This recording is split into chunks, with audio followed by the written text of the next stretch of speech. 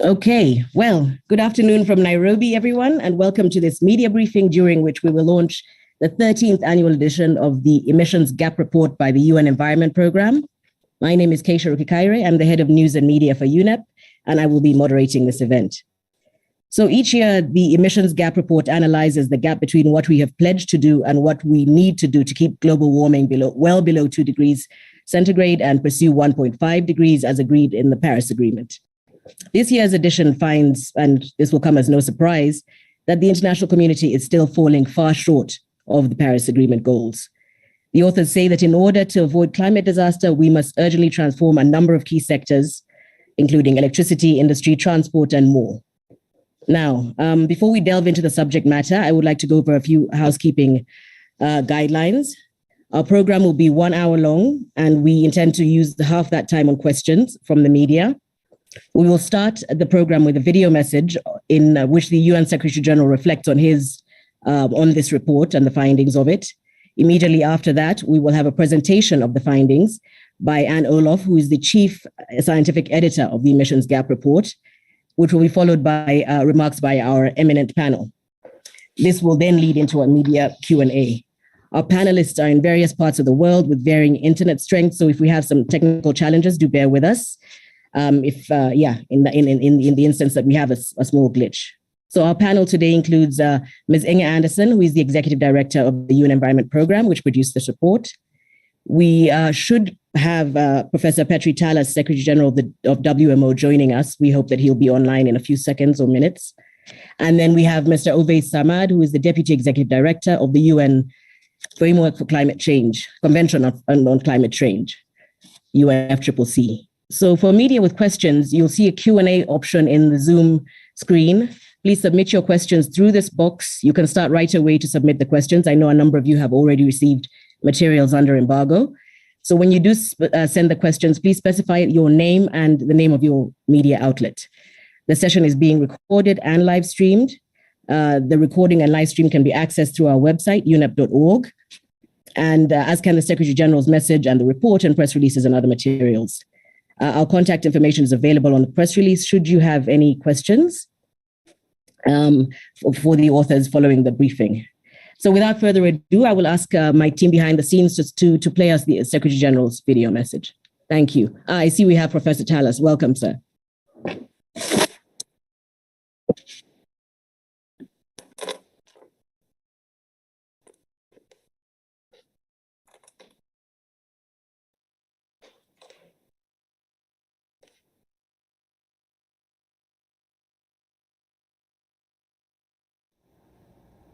Droughts, floods, storms, and wildfires are devastating lives and livelihoods across the globe.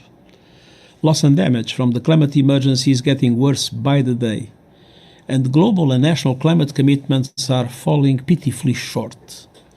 The window to limit global temperature rise to 1.5 degrees is closing fast. Greenhouse gas emissions must be cut by 45% this decade, but as today's emissions gap report confirms, they remain at dangerous and record highs, and still rising. Under current policies, the world is headed for 2.8 degrees of global heating by the end of the century. In other words, we are headed for a global catastrophe.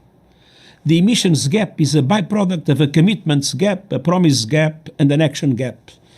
And that gap must be filled, starting with COP27 in Egypt.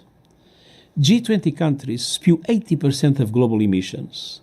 Developed countries must lead in boosting their national climate plans, and I recognize the principle of common but differentiated responsibilities in the light of national circumstances. But emerging economies must also do more if you are to have a fighting chance of keeping 1.5 alive. They need financial and technical support to do so. Just Transition Energy Partnerships are poised to help heavily coal-dependent emerging economies speed their shift to renewables. These partnerships are moving ahead in India, Indonesia, South Africa, and Vietnam, and these coalitions of support must be expanded to even more countries. The recommendations in today's report are clear. end our reliance on fossil fuels, avoid the lock-in of new fossil fuel infrastructure, invest massively in renewables. Renewables are a win-win-win solution for climate action, guaranteeing energy security, providing affordable access to electricity, and generating new jobs. To accelerate the deployment of renewables, it's high time for an historic pact between G20 developed and the emerging economies to turbocharge the just energy transition. This pact would require developed countries to help emerging economies access low-cost finance, technologies, critical minerals, and other raw materials. At the same time, multilateral development banks, especially the World Bank Group, must commit to greater climate action. They must overhaul their entire business model and approach to risk to leverage massive private finance at reasonable cost. This is essential to helping developing countries reduce emissions and build climate resilience at scale. Private sector investors and other financial institutions must also step up with concrete actions. Commitments to net zero are worth zero without the plans, policies, and actions to back it up. Our world cannot afford any more greenwashing, fake movers, or late movers. At COP27, I look forward to receiving the recommendations of my expert group on net zero commitments of businesses, investors, cities, and regions. As today's report makes clear, we are headed for economy-destroying levels of global heating. We need climate action on all fronts, and we need it now. We must close the emissions gap before climate catastrophe closes in on us all. Thank you.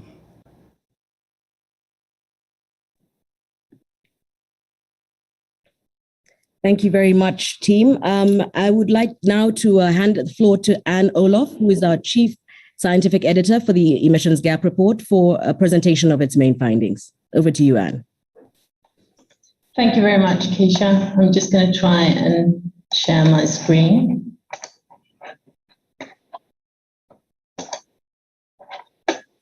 Let me know if you don't see my screen. So thank you very much for the opportunity to present the key findings of this year's Emissions Gap Report. As Keisha started out by saying, it's the 13th GAP report produced by UNEP to inform international climate change discussions under the United Nations Framework Convention on Climate Change. The Emissions Gap reports provide annual assessments based on the latest scientific literature and scenarios of the gap between total global greenhouse gases in 2030, assuming the full implementation of the climate commitments that countries have put forward, and the levels that we know from science are consistent with achieving the Paris Agreement goal of limiting global warming to well below 2 degrees, preferably 1.5 degrees by the end of this century, compared to pre-industrial levels. For this year's report, UNEP convened 77 experts across 41 institutions and from 23 different countries. The report production was overseen by an international steering committee. It has benefited from external review comments from almost 100 external reviewers, and the governments of countries specifically mentioned in the report were given the opportunity to comment on its preliminary findings in advance of the launch. Last year, we saw that globally, the new and updated nationally determined contributions provided by countries as part of the 5-year ambition raising cycle of the Paris Agreement were hugely insufficient to bridge the emissions gap in 2030. We also saw that countries were requested to come back already this year, revisiting and strengthening their 2030 target. Furthermore, we know that by now, incremental change is no longer sufficient to bridge the gap and get us on track to the Paris Agreement temperature goal. We need transformations that are wide-scale and economy-wide. So consequently, 2 key questions that stand out in the Emissions Gap Report this year is what progress has been made in ambition and action since COP26 in Glasgow last year, and how can the necessary transformations be initiated and accelerated? To answer the first question, we look into an assessment of trends in global greenhouse gas emissions. We look at updates to the nationally determined contributions and net zero emission pledges, progress of G20 members, and we look into the emissions gap implications and implications for global warming. To shed light on some of the areas that are necessary in terms of transformations, we've selected a few key sectors, as you can see on the screen, and also 2 systems where transformations are essential. But let's start by looking at the global trends in greenhouse gas emissions. This figure shows you the development in global greenhouse gas emissions from 1990 until 2021. On the good news, you can see that the rate of annual growth in emissions has decreased from about 2.6% annually in the period 2000 to 2009 to about 1.1% annually during the period 2010 to 2019. If we look at total greenhouse gas emissions, excluding land use change and forestry, because we don't have estimates for 2021 for those yet, we see that they exceed the previous record levels from 2019, indicating that we might be surpassing, in terms of total global emissions, the record from 2019 in 2021. We also see that this dip that was caused by the COVID-19 pandemic restrictions was indeed temporary. We are back to growing emissions, and we're back to the record levels that we saw before the COVID-19 pandemic. If we look at the global landscape of the new and updated NDCs, which is indicated in this world map, we see that countries representing more than 90% of global emissions have submitted new or updated NDCs. If we compare these with initial NDCs, we see that a larger share include greenhouse gas emissions reduction targets. Coverage of sectors and gases is also generally greater. But we also see, included by the hatched areas, that developments since Glasgow are relatively modest.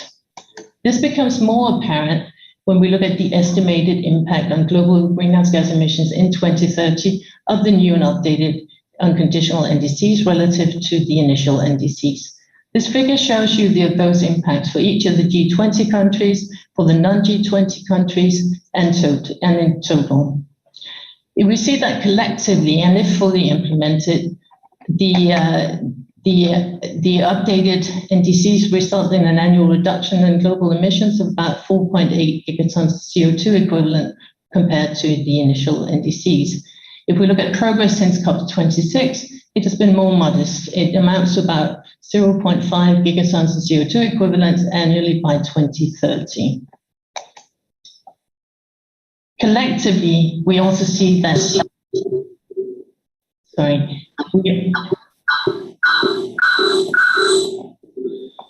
Sorry, Professor Thallas, I think you might have to mute yourself, please. Thank you. Furthermore, we see that countries are not getting on track to actually achieving their NDC targets for 2030. There is an implementation gap between projected emissions based on current policies and projected emissions under full implementation of the NDCs. For the G20 members, this is in the order of 1.8 to 2.6 gigatons of CO2 annually, depending on how we take into account the countries whose emissions are actually projected to be lower under current policies than under their 2030 targets. The G20 members that are currently projected to meet their NDC targets have either not updated their original NDCs, have not strengthened, or only moderately strengthened their targets. All the other G20 members need additional policies to get on track to achieving their NDCs. If we look at this globally, the implementation gap in 2030 is estimated to be around 3 gigatons of CO2 equivalent for the unconditional NDCs and 6 gigatons of CO2 equivalent for the conditional NDCs. This translates into a huge emissions gap in 2030. If you look at the figure which shows the gap, we can see that current policies and also the unconditional NDCs and the conditional NDCs do lower emission projections for 2030 compared to policies in place in 2010. However, we also see that there's still a huge gap between the current policies and the NDC scenarios and the levels that are consistent with keeping global warming to below 2 degrees and preferably 1.5 degrees. To summarize and all together, what we see is that the updated NDCs since last year, since COP26, lower projected emissions in 2030 by less than 1%. We see that the unconditional NDCs increase this to 5%. If we also look at and consider the conditional NDCs, we get to 10% lower emissions projections in 2030. But what we need is in the order of 30 to 45% to get on track to reducing global temperature increase to below 2 degrees and preferably 1.5 degrees. This also translates into severe consequences in terms of global warming implications. Without further strengthening and continued throughout the century, policies currently in place are likely to limit global warming to 2.8 degrees. If we implement the unconditional NDC scenarios, this is lowered to about 2.6 degrees. And if we, on top of that, include the conditional NDCs, the projection is 2.4 degrees. All of this is for 66% likelihood. It's only if we consider the implementation of all the NDCs plus the net zero commitments that many countries have put forward that we get within the Paris Agreement temperature range. However, the credibility and feasibility of achieving the net zero emission targets remains highly uncertain. Emissions trajectories that you see here for each of the G20 members that have in place a net zero target. So the emission trajectories implied by the NDC targets and the net zero targets of these G20 members highlight that at least globally there are discrepancies between the short-term policy implementation, the NDC targets, and the long-term net zero targets, which altogether points to low confidence that these net zero targets will be achieved. So in other words, we do need large-scale, rapid and systemic transformation. And furthermore, this needs to happen across the board and immediately. Adding further challenge to this, transformations must be just and they must also deliver on the Sustainable Development Goals.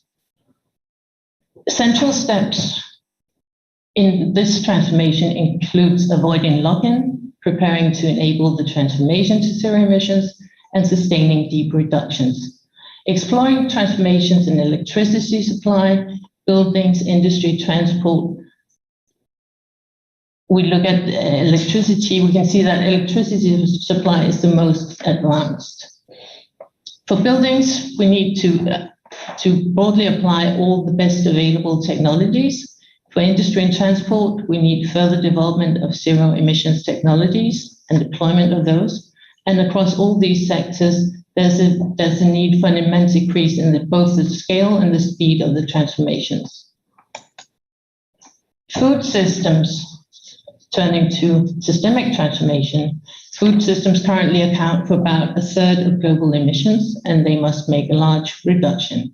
As the figure shows, transformations in 4 areas, including demand-side changes, also tackling food waste, protection of natural ecosystems, improvement in food production at the farm level, and decarbonization of food supply chains can reduce 2050 food system emissions to around a third of current levels, as opposed to emissions almost doubling if a continuation of current practices is pursued.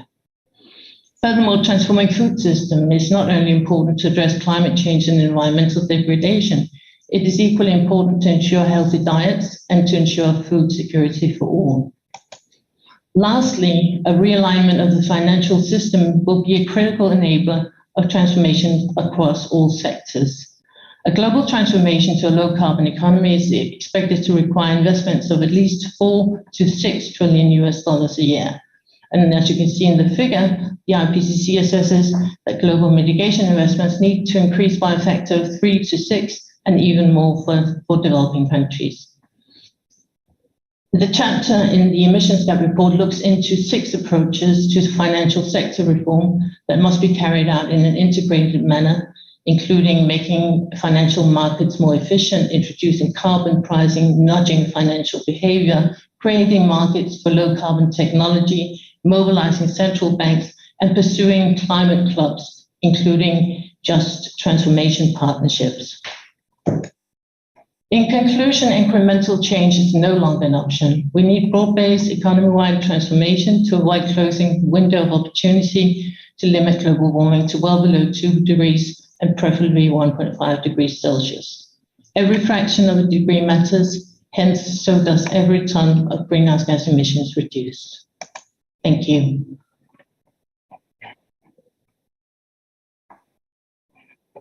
Keisha, your microphone. My apologies. Thanks very much, Anne. Next up, I'd like to invite Ms. Inger Andersen, the Executive Director of the UN Environment Programme, to make brief remarks. Over to you, Inger. Thank you, and I'll invite Anne to take down the PowerPoint. Distinguished members of the press, I'm not going to waste your time talking about the impacts of climate change. We all know them, and we all feel them, frankly. I'm speaking to you from Nairobi, and we all know that they're going to get worse. And still, as the emissions gap report shows this year, we still aren't doing nearly anywhere enough to cut our greenhouse gas emissions. At Glasgow last year, countries committed to update their climate pledges to deliver far greater emissions cuts.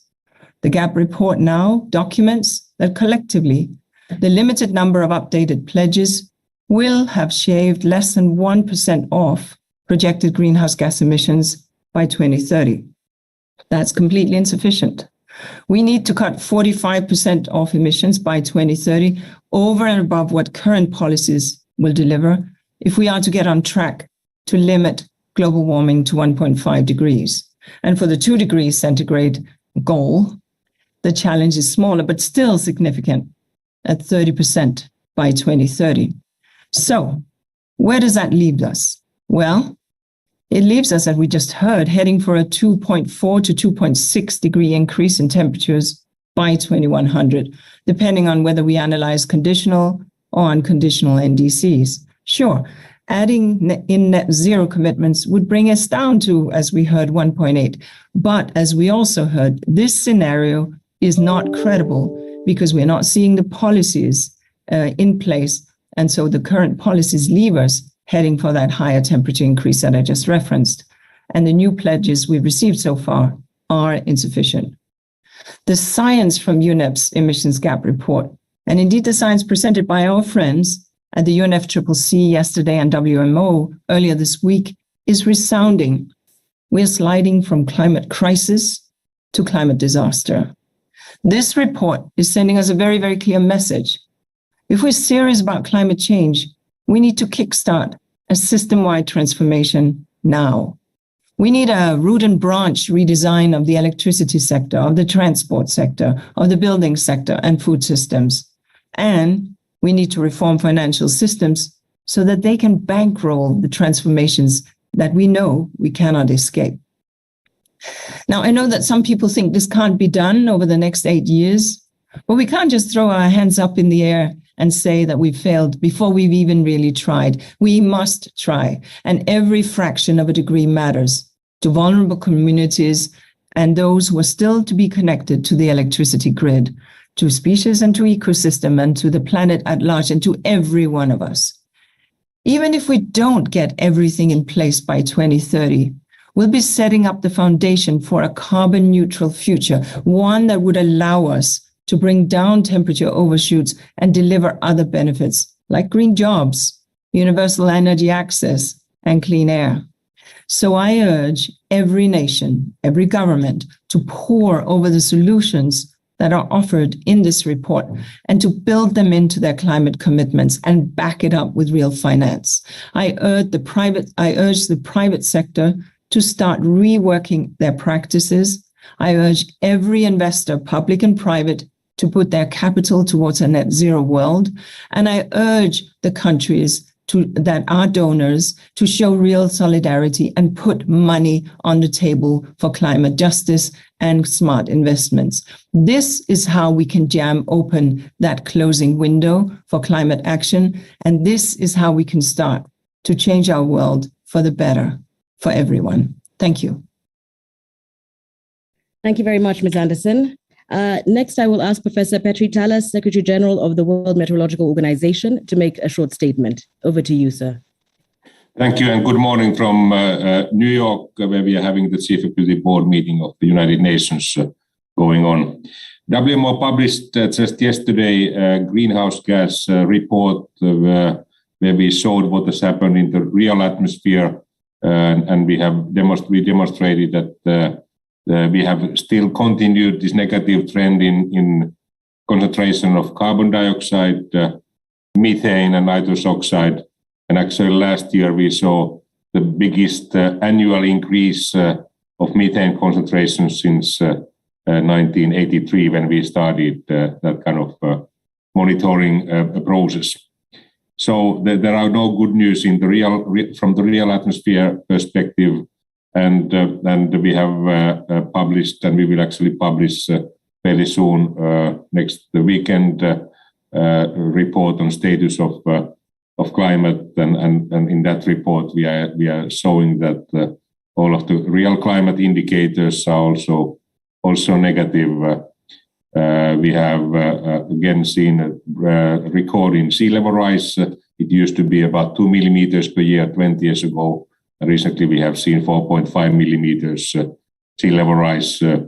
And there's a growing component coming from melting of glaciers. And unfortunately, this melting of glaciers game we have already lost for the coming hundreds of years, even thousands of years, because of already high concentration of carbon dioxide. That means that we will have less water available for main rivers in Asia, Europe, and both Americas, and the sea level rise will continue for the coming hundreds of years, even thousands of years. And IPCC was showing that the sea level rise is of the order of 0.5 meter to 1 meter per century, and there's a risk that Antarctic glacier would melt in a speedier manner, and that would mean even several meters sea level rise by the end of 2300. So that's a risk that we are facing. But luckily, we are still in a position to phase out the negative trend in weather patterns, which means heat waves, flooding, drought, tropical storm events. And if we are successful with climate mitigation, we could phase out the negative trend in real atmosphere by 2060s. So this negative trend in weather patterns will continue anyhow for the coming decades. Good news is that as the IPCC report was showing earlier this year, the prices of climate-friendly energy solutions, they have been dropping, and nowadays it's cheaper to invest in solar or wind energy as compared to the fossil energy. So, and the good news is also that 32 countries have reduced their emissions during the past 15 years, whereas their economies have been growing. So there's not an automatic connection between economic growth and emission growth. Those are mainly European countries, but also USA, Japan, Singapore, for example, have been able to reduce their emissions. So there's also some hope. The future is not automatically black. But as was shown in the report, we have to speed up the process to become carbon neutral, and also touch the methane emissions which are coming, for example, from rice paddies and from cattle. And we should also stop deforestation. We have seen already fairly negative development going on in Amazonian rainforest, which used to be a carbon sink, but according to our most recent scientific results, Amazonian rainforest has at least partly become a source of carbon, and this deforestation has changed the local climate, and it has had a negative impact from that perspective. So we should also tackle this deforestation, which is of course related to this biodiversity question that is also urgent. And finally, I would like to say that in the UN, we are not too often talking about population growth. And one of the consequences of population growth is that we have higher emissions, higher demand of goods and energy, and also we are going to see more victims of climate change because of population growth. And that's something that we should also keep in mind and tackle. And that's of course driver behind this biodiversity loss that we have seen. We are just heading towards COP27, and there we will pay much more attention to climate adaptation, which is also needed because the negative trend in weather patterns will continue for the coming coming decades, and there's going to be most likely approval of a major early warning service package to improve the climate mitigation, climate impact mitigation means at the country level. And there's going to be also more attention to water. And water is very much the sector through which the impacts of climate change are felt. And in the UN, we are also preparing this UN Water Conference, which will take place March next year here in New York. That's all from my side, and I'd like to thank UNEP for the excellent work and very important messages as part of this report. Thank you. Many thanks, Professor Talas. And our final speaker on the panel is Mr. Ovais Sarmad, who is the Deputy Executive Secretary of the UN Framework Convention on Climate Change. Mr. Sarmad, over to you. Thank you. Thank you very much, Keisha, and good morning, dear colleagues and the distinguished delegates from the press. It's a pleasure for me to be here representing UNFCCC. Unfortunately, our Executive Secretary, who has recently joined, couldn't be here today because he's traveling right now, so I'll be providing some input and thoughts. A lot already has been said. Thank you very much, Inger, the Executive Director of UNEP, who's launching this report, the 13th GAP report, and to Professor Talas, the Secretary General of WMO. Very much looking forward to seeing you both at COP, which starts from today, just 9 days from today. So, very briefly, the 13th Emissions Gap Report is being released at an important moment. It's a really momentous that at this time, because this is an opportunity to reflect on the progress or lack of progress, actually, made in mitigating emissions, but also to assess the emissions gap on the current trajectory.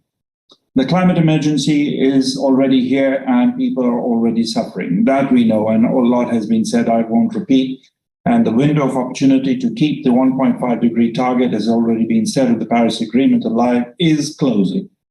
And we need to scale up climate action now if we want to address this gap. In fact, the emissions gap report clearly tells us that the world needs to drastically reduce greenhouse gas emissions in the next 8 years to avoid exhausting the carbon budget we have left. Such massive cuts require a rapid transformation across the globe in all sectors, as was just mentioned by the Executive Director of UNEP, and at levels that we have not seen before, including food systems, finance, electricity, supply chains, transportation, industry, and buildings. Because every fraction of a degree matters. Even if this transformation may only partially bridge the emissions gap by 2030, launching the process is urgent to move the needle in the right direction of net zero. Just yesterday, we in the UN Climate Change Secretariat published our nationally determined contributions, the NDCs, and the long-term strategies to lower emissions, LT-LEDs, synthesis reports. And from these reports, including from the World Meteorological Organization's report, the message is very clear. The curve of global greenhouse gas emissions is bending downwards slowly, but the data shows that governments and all other stakeholders need to significantly strengthen their commitments.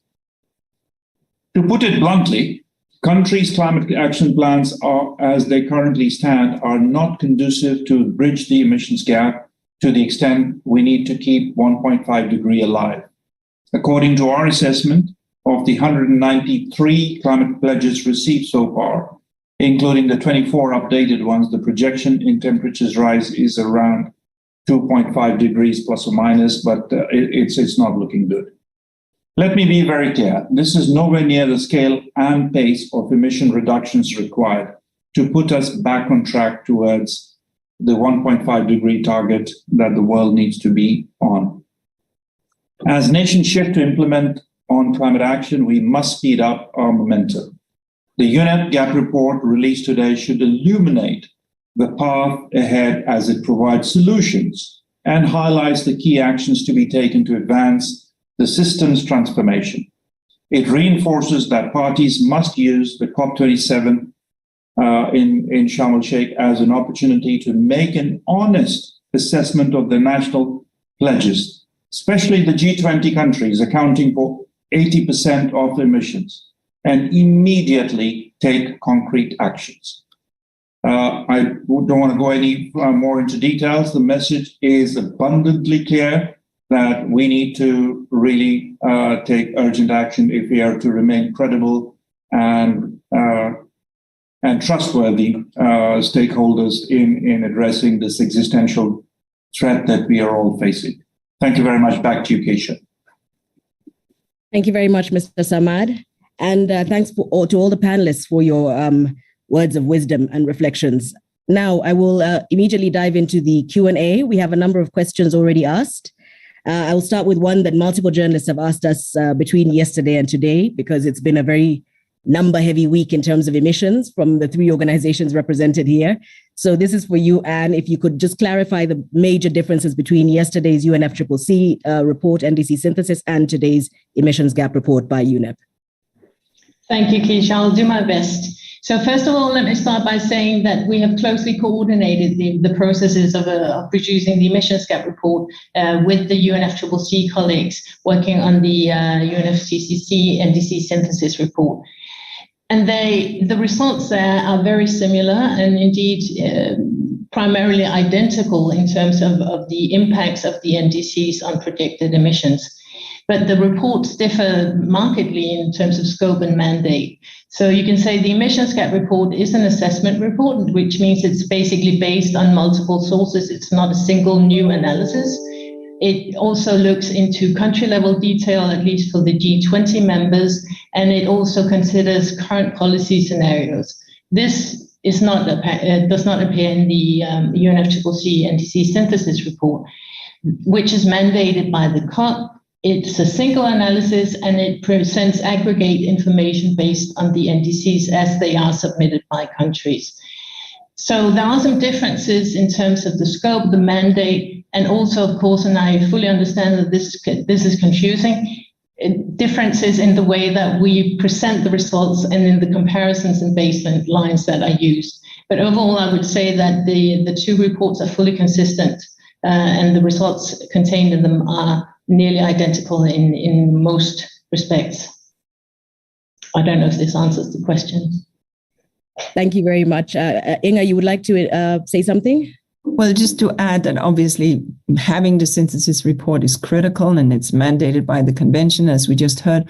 But the UNEP report also ventures in to say, okay, so what are the sectors and what are the policies that should take first and foremost action at the country level into, and we heard from Anne, whether it's energy, whether it's electricity, whether it's transport, whether it's industry, food systems, or finance, etc. So I think that's the UNEP scope, and that's what we have sought to do. Plus, shine a light on the high emitters, which we do unashamedly always in the emissions gap report, and highlighting this time around that the G20 are responsible for 75% of global emissions. So they are different tone and tenor, but the good thing is that the bottom line in terms of temperature projections are indeed aligned. Thank you.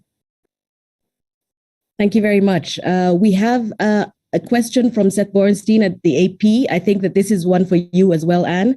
And he asks, using the current implementation projections in the emissions gap report, when, meaning about how many years from now, will the world likely hit and pass 1.5 degrees and 2 degrees? And the same for using unconditional NDCs, please. Yes, I'm afraid I cannot answer that question. It's not an assessment or analysis that is included in the emissions gap report. But of course, the IPCC 6th assessment report came out earlier this year, which did include some of this information. And there was also a report by the UK Met Office earlier this year indicating by when we would at least exceed in 1 year the 1.5 degree threshold. So we would have to refer to other sources here.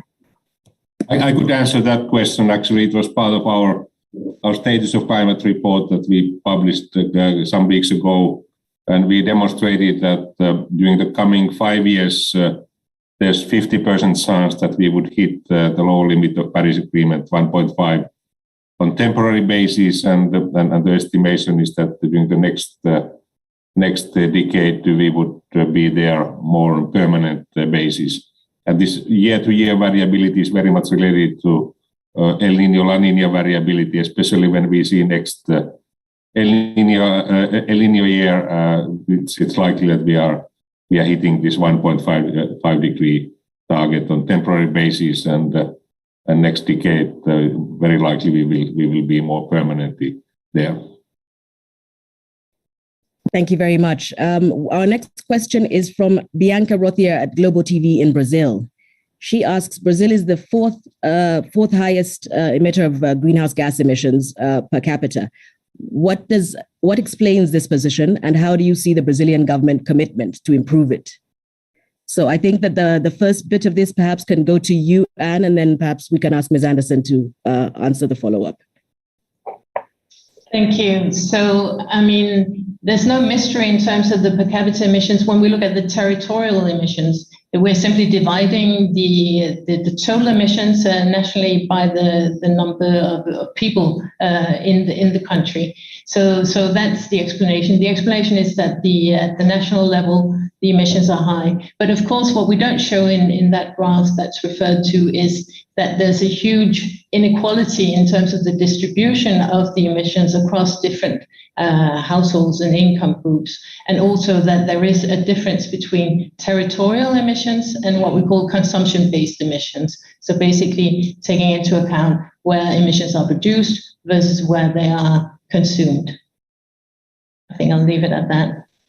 I could say something about this deforestation in Amazonian region, which is one of the hotspots of climate question. And unfortunately, if we sum both consumption of fossil fuels, but especially the component coming from deforestation, the Amazonian region has caused major emissions, and unfortunately that deforestation still continues, and we are also changing the local climate. It has become drier because of deforestation, which is speeding up the emissions from the forest. And according to our measurements, we have been able to demonstrate that the Amazonian region, at least partly, has become source of carbon, and that's something which we should urgently stop. And this is also a bit related to our diet. It's some of these forest areas are cut to grow soybean as feed for cattle, and this meat consumption that is also one of the challenges is a bit related to that problem as well. Thank you. Maybe I'll just add here that on the political commitment, we call on all countries to take the actions on restoring and on protecting existing carbon sinks. We're also very mindful, and it's worth saying that historical emissions by Brazil is 1% of total historical emissions. That is why we're emphasizing technology. That is why we're emphasizing finance. That is why we're emphasizing climate finance. And so that becomes, even for middle-income countries like Brazil, important. But the policies also to ensure that land conversion, restoration are in place, and protection become absolutely critical, whether irrespective of where we are. I'm speaking to you from close to the Congo Basin. That also matters here. And so these big sources of these big sinks are critical for everyone's well-being, but transfer of resources will also have to be part and parcel of the conversation. And that has not been so up until now. Thank you very much, colleagues. Now, Mr. Samad, we have a question on the upcoming COP. Given the flurry of pretty grim reports on climate and the environment this week, what are you hoping that these reports will achieve, or how will they help to transform the global agenda on climate at the COP27 this year? Thank you very much. And as we all know, as has been said, I think the trajectories are not where we expect it to be. So the COP27 in Sharm el-Sheikh, it provides an enormous opportunity. We have more than 100 heads of states and governments confirmed. that they'll be there. So our expectation is that we will highlight the urgency, the enormity of the task, and what needs to happen, and expect those heads of states and governments to convey clear messages to their negotiators and ministers who will need to work through the duration of the COP to come up with very concrete and transformational actions in their outcomes and the decisions that will be taken during the COP. And we are working very closely and tirelessly with all of those governments to make sure that that will happen in all areas, not just mitigation, but very importantly, adaptation, loss and damage, and the transparency of action that is required by all stakeholders together. Yeah, from my side, I would like to echo that it's, of course, this mitigation is essential, and that should be the key driver of all of these COP meetings. But besides that, as this negative trend in climate and weather patterns will continue for the coming decades, anyhow, it's important to pay attention to climate adaptation as well, and that's very much the desire of government of Egypt, and since there's going to be Africa flavor at the forthcoming COP, and investments in early warning services is one powerful way to adapt to climate change, and we expect that there will be a decision to promote early warning service improvement. Only half of our members have proper early warning services in place, and we have major gaps in the basic observing systems. For example, in the most recent IPCC report, they were not able to say whether we have seen changes in flooding or drought events in large parts of the world, because there's not enough data, and many of the impacts of climate change they are felt through water, and this water resource management and related services, they are also going to be important, and this is very much a challenge for African countries and SIDS countries. Thank you. Thank you. We have a question now from Bahrain, from Abdulaziz Katak from OGN Energy Magazine, who says, how much have rich countries delivered on their promises to support the transition in poor or developing countries through finance and technology transfer? Maybe I step in this one, if I could. We are privileged to host the technology transfer mechanism, which is everyone knows about the Green Climate Fund. Fewer will have heard about the technology mechanism. And I will say that it's not easy. The technology mechanism is a matching mechanism, matching technology with the demands. That's easily done. It's a financing that is an issue. And so our colleague from Bahrain is absolutely right. Getting the financing on the table is difficult. And in this respect, of course, getting to what we promised back at COP15 in Copenhagen, that there shall be by 2020 $100 billion on the table every year, what we then enshrined into the Paris Agreement, and yet have to achieve, is important. Let's just get to the finish line. But over and above that, and that maybe relates to another question that I see has come up on, are there other sources of finance? And there absolutely are. And it is interesting to see that there was a conversation on the sidelines of the IMF World Bank annual meetings precisely on this. We've heard voices like those of Mia Mottley speaking to the imperative of thinking about reforming financial systems so that indebtedness becomes not a barrier for access to finance when countries are needing it. We have to recall that these institutions were created in the shadow of the Second World War, and well understood for that. But we are at a very different time now. In addition, of course, middle-income countries, small island developing states, will need access. I'm sitting in Kenya, which is a middle-income country, is on the lower range, and we are seeing the fourth year drought in the north of the country. So these countries will need access to finance. That has to be either grant or concessional based. And so that is something that is very much on the table.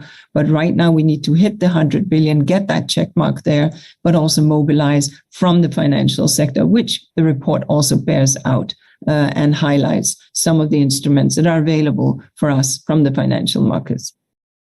Thank you, Ms. Anderson. Now, there's a slight follow-up to that question. This is from Angeli Mehta, who asks, how optimistic are you for the reform of the financial system required, given the snail's pace of progress this year at the G20, World Bank, and IMF meetings?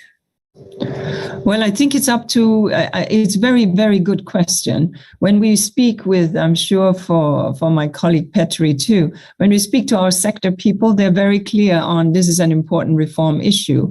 But there is a conversation that needs to happen in capitals between the governors of the central banks and the ministers of finance and their environment counterparts or meteorology counterparts. Unless that conversation happens and unless there is a broader understanding of how, in fact, climate projections will be a brake on development, will be a barrier to growth, will be a barrier to bringing down and reaching the sustainable development goals, well, then indeed that would not be, then indeed we would not see those reforms. So there is some homework to be done in 193 capitals so that those elements of the system that was set up in 1945 can actually be reformed. So I'm hopeful that we will arrive there. I'm impatient with the process of the conversation, because as we heard in the speech also from the Secretary General, this has to be done with urgency and with impact. Many thanks. We have one question from France 24, which says a global transformation to a low carbon economy is expected to require investments of at least 4 to 6 trillion a year, according to the emissions gap report. Do we have a breakdown of how much should be invested in each sector? And as a follow-up, the journalist would also be grateful for anything we can say on how this investment should be spent in sub-Saharan Africa, please. Perhaps I can ask you, Anne. Yes, exactly. Thank you. Thanks. So, I mean, we don't have an exact breakdown of the 4 to 6 trillion, but we do have a figure in the report showing how the finance flows and mitigation investment needs are distributed per sector and type of economy, and also by different world regions. So there is some kind of or an indication of the increase needed for energy efficiency, transportation, electricity, and FOLU, and not for sub-Saharan Africa, but there is an indication for Africa that annual flows compared to average annual needs indicates that these flows need to be 5 to 12 times higher over the period to 2030 to align with the needs. So that's the information we have. There's more information also in the IPCC report regarding these needs. Thank you. We have a question for Ms. Anderson from Carla Thomas from the Expresso newspaper in Portugal. She says, Ms. Anderson, you said we are heading towards catastrophe and that we will hardly reach the goals set for 2030. The world continues to fail to act to stop climate change. Do you believe something will change at COP27? And if so, what could? Well, I think it's our job to urge, stress, advocate, and hold up the mirror of what the science is telling to the world, and that's what we will do. I think that in my meetings in Cairo with the incoming president, Foreign Minister Shukri, just a couple of weeks back, it's very, very clear, as we also heard from my colleague, Professor Talas, that there will be an emphasis on sort of the Africa's COP, on implementation, on finance, and on loss and damage. I think I would expect that to have some sort of degree of understanding of what are the journey point towards meaningful tackling of loss and damage will have to be something that we leave Sharm el-Sheikh with. There are many other outcomes that we will be looking for: methane, the weather observation, as Petri mentioned. But I think that the world is watching, and the world will want to see financing and loss and damage in some sort of way, beginning to have a clear roadmap for how we actually address these issues. Thank you very much. We have a question. I think this might be our final question from Urmi Goswami at the Economic Times in India, who asks, is the inadequate level of financial flow to countries and regions that need it most the primary cause for the slow closing of the emissions gap? Any takers? Perhaps I can ask you. I mean, look, no, it is not. Because let's be honest, if the G20 countries are responsible for 75% of emissions, that's where the priority in terms of reductions right now lie. Let's not forget, however, and I remind you again, I'm sitting here with some neighbors, South Sudan just to my north, where you have about 6% access to modern energy. So there is a huge demand for energy expansion in many, many countries. Energy injustice, energy poverty is real, but we need to make sure that that energy expansion is done on a sustainable level. So right now, the emphasis in reductions right now has to obviously be in the G20. The Secretary General made a differential between emerging G20 and those that have been high growth economies for a long time. But nevertheless, as he also called, all these countries are expected to lean in and to make this happen. Other countries, it's marvelous to see small countries leaning in and making extraordinary efforts. And that's really, really good. But the big bang for the buck, so to speak, will be on the G20 countries. Thank you very much. So with that, I would like to close this press conference with many thanks to our panelists for their expertise and for a robust discussion, and to our media colleagues for making the time during such a busy week to cover this and for keeping climate and the environment high on the news agenda. Sincere thanks to everybody. Have a pleasant rest of the day. Thank you.